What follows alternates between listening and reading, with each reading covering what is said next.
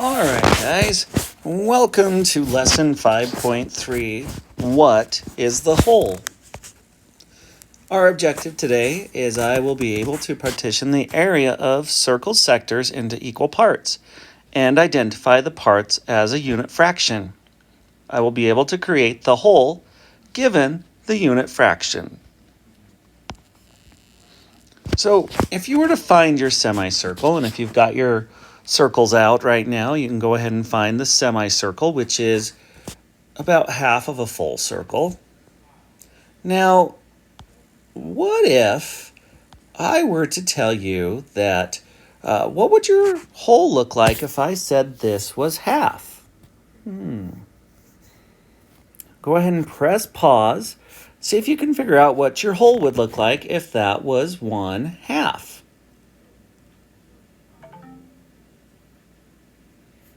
All right.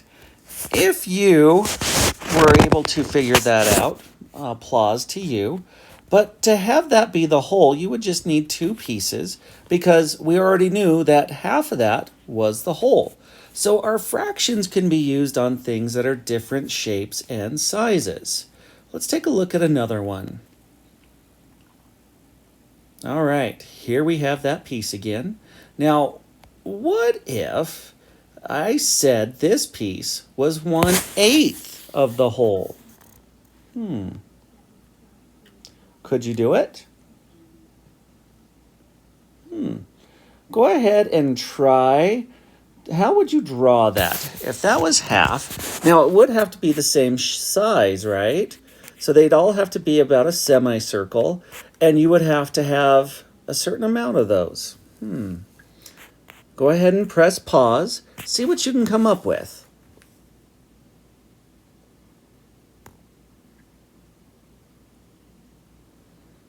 All right, we're back.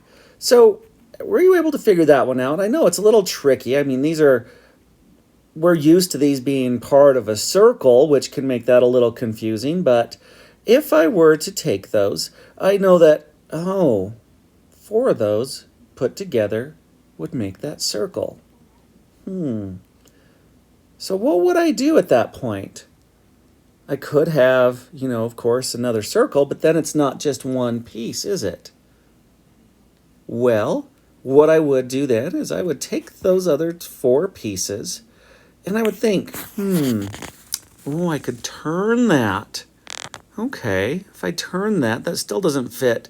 Oh, and then I turn those other ones, and then eventually I could get all 8 pieces. So now each piece is worth 1/8, and I have all 8 pieces. So I have the whole.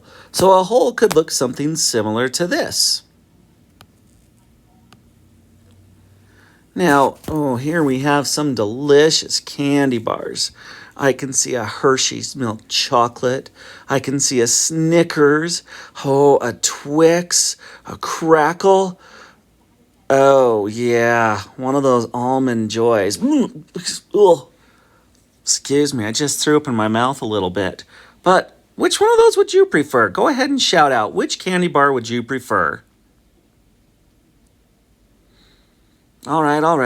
Okay, all right. I'm incredible. All right, yes. Okay, yes, we all like a different one there. Now, if they were all the same, though, which one would you rather have? If they were all the same flavor, let's say they were all Snickers, because nobody likes an Almond Joy. They were all Snickers bars. Which one would you rather have? Yeah, you would probably want to have the bigger one, right? Because it's your favorite candy bar. Now, is 1/2 of one candy bar the same as 1/2 of a different candy bar? Okay, I heard some yeses, but I heard more no's. The no's would be correct, but why is it not? Why would it not be the same? Hey, that's correct, because some candy bars are smaller. So just like our shapes, they can come in all different shapes and sizes, and they can be partitioned or split into equal fractions. Now, if this piece is 1/6, we could create the whole, right? The whole is created by placing 6 of the same size pieces together, modeling a whole greater than one full circle. So this would be bigger than one whole circle, but are they all connected? Yes, they are all connected, so that would be the whole. Now, we could do that again. We could take, if this piece is 1/6, then we could create the whole by putting the 6's together.